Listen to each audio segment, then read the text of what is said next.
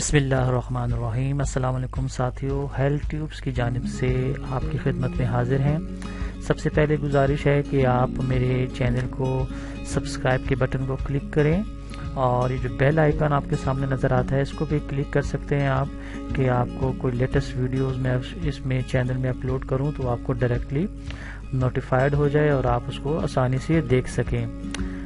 آج کی ویڈیو میں ہم کیا دیکھنے جا رہے ہیں جی، اس کے بارے میں سنتے ہیں۔ یہ کیا ہے جی ہاں، بالکل صحیح پہچانا، یہ ہے تخم ملنگا۔ تخم ملنگا کے کیا کیا فوائد ہیں، بہت ہی کم لوگ اس سے واقف ہیں۔ تو یہ دیکھیں آپ، تخم ملنگا کو ہم شربت میں بھی استعمال کر سکتے ہیں، پانی میں بھی استعمال کر سکتے ہیں، فالودے میں بھی استعمال کر سکتے ہیں، لیکن بہت کم لوگ ہیں جو اس کے فوائد سے واقف ہیں۔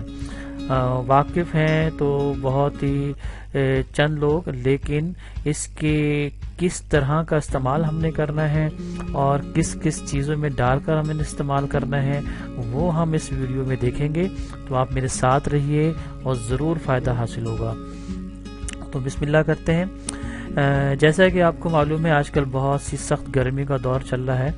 اس میں تخم ملنگا بہت سے لوگ استعمال کرتے ہیں، لیکن آپ کو جیسے ابھی میں نے بتایا بہت سے کم لوگ ہیں جو اس سے فوائد سے واقف ہیں۔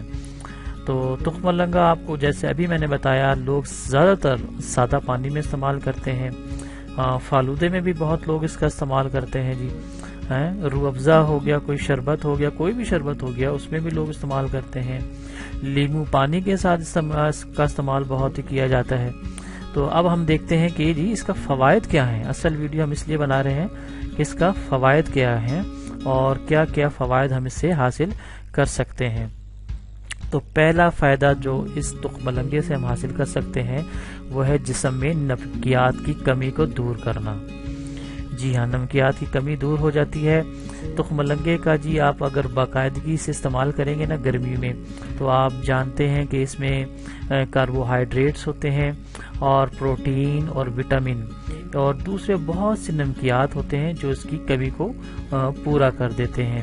وٹامن کی کمی کو پورا کرتے ہیں، پروٹین کی کمی کو پورا کرتے ہیں اور کاربوہائیڈریٹس کی کمی کو پورا کرتے ہیں، جو اکثر گرمی میں ان وٹامنس کی، پروٹینز کی، کاربوہائیڈریٹ کی کمی کا ذریعہ ہم بن جاتے ہیں، کیونکہ گرمی بہت سخت پڑ رہی ہوتی ہے۔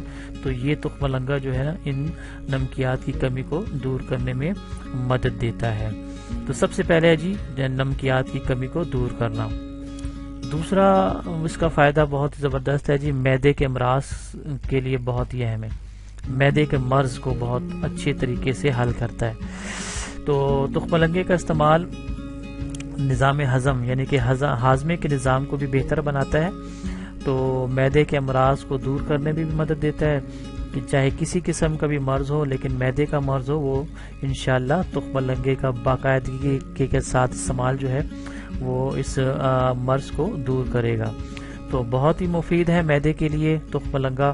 تو اس کے علاوہ یہ معدے کی جلن کو بھی دور کرتا ہے اور تیزابیت کو بھی دور کرنے میں بے حد مفید ہے۔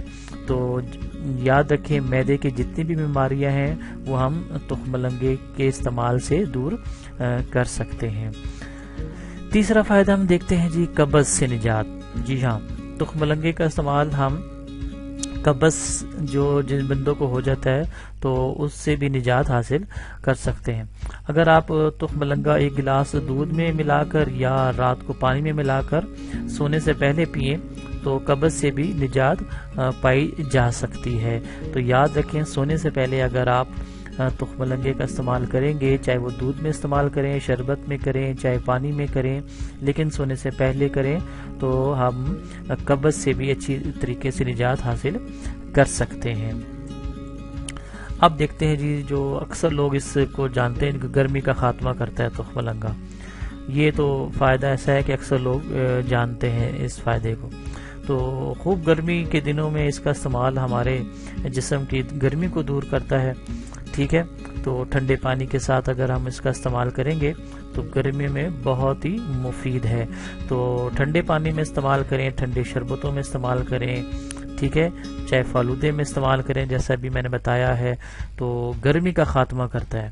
تو گرمی کے خاتمے کے لیے اگر آپ تخم ملنگا استعمال کریں گے تو بہت ہی مفید ہے۔